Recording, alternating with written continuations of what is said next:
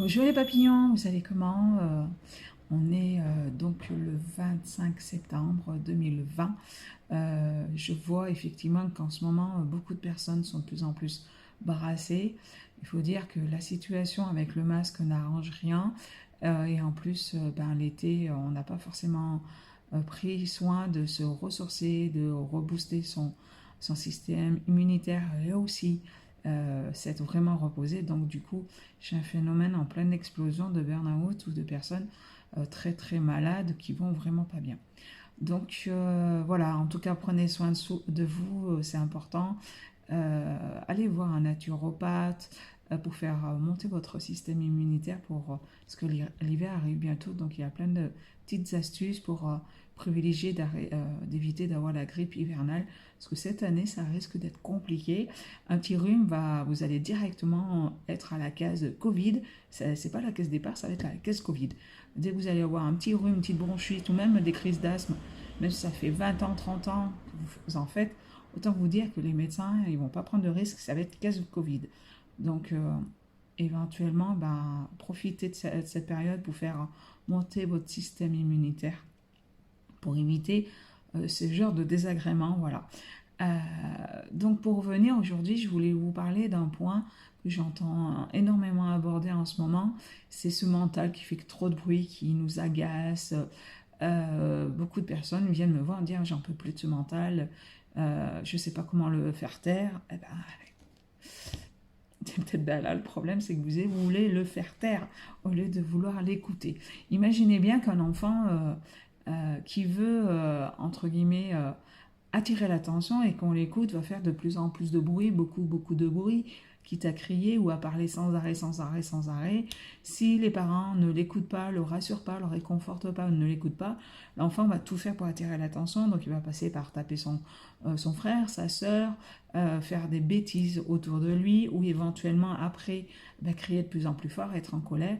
Et nous avons aussi le cas de figure de l'enfant qui va carrément se taire et fermer comme une huître. On est d'accord? Donc je ne sais pas l'enfant que vous étiez quand vous étiez petit. En tout cas, je vois effectivement actuellement la situation euh, exige, on va dire, de plus en plus de gérer tout de suite nos émotions pour pas qu'elles nous reviennent en pleine figure. Donc c'est malheureusement la société ne nous a pas forcément appris à les gérer. Il faut dire que bon, la génération de mon âge, on est 20 à 30% de personnes sensibles, voire hypersensibles. Et si on ne sait pas le gérer, ça peut être très vite compliqué. Les enfants des années 2000 à peu près sont à peu près 50 à 60%. Et la plupart des enfants de la nouvelle génération, du nouveau monde, comme j'aime les appeler, ils sont à peu près pas loin de 80% d'être hypersensibles. Donc si nous, en tant que parents, on ne sait pas gérer les émotions, je ne vous raconte pas la catastrophe que ça va faire des volcans en éruption par rapport à toutes les situations où des enfants qui vont symptomatiser, s'ils gardent pour eux les choses, vont symptomatiser le corps. Parce qu'en fait, si on n'a pas trouvé notre équilibre ni dans la tête, ni dans le cœur, ni dans le corps va faire le reste et l'exprimer à notre place. Donc les enfants jusqu'à l'âge de 10 ans, dites-vous bien, c'est votre effet miroir des personnes qui sont autour de lui. Donc si vous bloquez par exemple la tristesse, lui, il va ressentir la tristesse que vous avez, de façon inconsciente bien sûr, et lui avoir besoin de lâcher la soupape parce que ça l'oppresse et il va avoir besoin peut-être de crier ou de pleurer beaucoup pour évacuer, on va dire, les énergies qu'il a fait, parce que comme il a fait Bob l'éponge, il va avoir besoin d'évacuer tout ça. Voilà. Donc, commentaire ce mental, eh ben, voilà, le but c'est d'écouter. Forcément, si vous ne l'écoutez pas, au bout d'un moment, vous pouvez bien faire ce que vous voulez. Fuir, courir dans tous les sens, éviter de vous poser chez vous pour l'écouter ou être face à vous-même. Autant vous dire qu'il va vous rattraper à un moment donné, vu que vous êtes 24 heures sur 24 avec votre tête sur les épaules. Donc, ça va être le cas, par exemple, suite à un gros choc émotionnel, un burn-out, une crise dans votre vie de couple ou personnelle. Qu'est-ce qu'il peut y avoir toute situation, on va dire, de gros choc émotionnel où le mental va être on va dire la part consciente qui représente à peu près 10%. Et le reste de l'iceberg, eh ben, c'est 90%. C'est tout ce qu'on a refoulé et on n'a pas voulu gérer au fur et à mesure dans son passé parce que peut-être on ne nous a pas simplement appris à le faire. Je dis bien, il y a vraiment une réelle carence au niveau gestion des émotions dans notre société. Et effectivement, ben, tout ce qu'on a refoulé dans l'inconscient, au bout d'un moment, et surtout avec les énergies actuellement, ça nous remonte en pleine figure. Donc, qu'est-ce qu'on fait face à toutes ces émotions, tout ce passé, tous ces dossiers qu'on n'a pas gérés à un moment donné? Justement, le but, là, c'est le remonte. On va dire, c'est faire remonter le merdier à la surface, c'est pour y mettre en lumière et apprendre à le gérer réellement.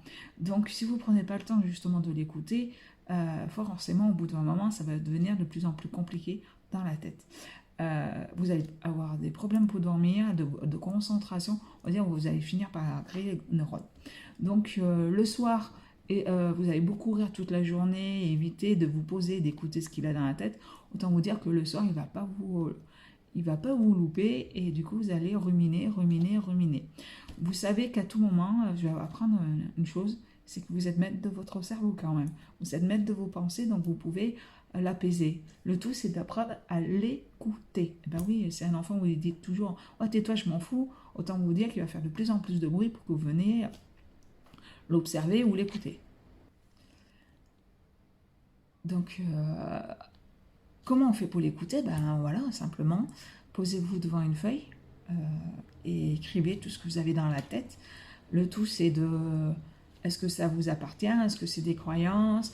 Est-ce que toutes les pensées qui passent, c'est le jugement ou le point de vue? Vous faites peut-être des suppositions des gens et des situations, ou simplement, ben, c'est le cœur qui s'exprime, qui a plein d'émotions. Le but pour être, on va dire, en paix à l'intérieur, en équilibre, il faut aussi bien écouter ses pensées dans son ego, dans son mental, mais aussi écouter ses émotions, parce que de toute façon, les émotions, si vous ne les écoutez pas, le corps va les exprimer derrière. Donc, vous avez quand même plein de sources d'entrée où vous faites votre chemin de vie et vous allez identifier ces phases qui n'ont peut-être pas été gérées, où vous allez écouter effectivement toutes les pensées qui viennent, mais sans juger, sans bienveillance. Si à chaque fois que vous avez un enfant, par exemple, vous lui dites « mais si, et ça, mais tu crois si, mais c'est du n'importe quoi, non, c'est pas grave », ben forcément, qu'est-ce qu'il va faire? L'enfant, il va arrêter de parler parce qu'il ne va pas se sentir libre d'exprimer ce qu'il a sur le cœur. Ben, autant vous dire que votre mental, c'est comme votre enfant intérieur, ben, c'est pareil. S'il voit que vous ne l'écoutez pas, vous êtes sans arrêt en train de le bloquer, de le juger ou d'être malveillant avec vous-même, eh ben, autant vous dire qu'il va faire le reste après derrière. Donc c'est une partie à part entière de vous. Si vous n'êtes pas effectivement dans l'équilibre dans votre vie actuellement, à votre place, si vous faites et suivez pas votre chemin de vie actuellement, je ne vois pas comment vous allez pouvoir être bien si vous essayez de fuir sans arrêt, de ne pas écouter votre corps physique et votre mental et votre cœur. Forcément, il va y avoir une problématique à un moment donné. Et c'est pour ça que je vois beaucoup de burn-out actuellement. C'est des personnes qui savent plus ou moins qu'ils ne sont pas à leur place, mais ils ne savent pas comment faire, donc ils vont au bout du bout. Ils ont une tolérance souvent à la souffrance, de ne pas savoir dire non, d'hypersensibilité, être habitué à avoir un stress, on va dire, chronique. Et le problème, c'est qu'au bout d'un moment, le corps ne supporte plus, il n'a plus de tolérance. On va dire tolérance zéro. Donc, tout ça pour dire, maintenant, écoutez votre mental, allez l'exprimer, mais ça peut être par le chant, la danse. Moi, le but, c'est que vous allez écouter ce qu'il a à dire et l'apaiser une bonne fois pour toutes. Au lieu de dire, ah, tais-toi, tu me fais zut, vous croyez quoi, rester dans le coin, il va faire comment, quoi. Voilà. Donc, en tout cas, prenez soin de vous. Pensez donc à faire votre système immunitaire et aller voir des confrères naturopathes et de vous faire accompagner justement pour la gestion des émotions ou la gestion du stress qui est quand même très important. N'attendez pas que les énergies se calment, on va aller de plus en plus fort. Le but, c'est vraiment que ces énergies font remonter à la surface le gros merdier qui empêche de voir la lumière dessous et de découvrir notre trésor intérieur. Donc autant vous dire que autant y aller actuellement.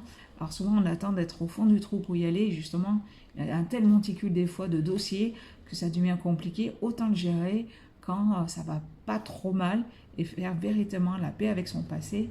Le but, c'est l'instant présent qui compte, c'est ni le passé ni le futur. Allez, prenez soin de vous, je vous aime. À bientôt.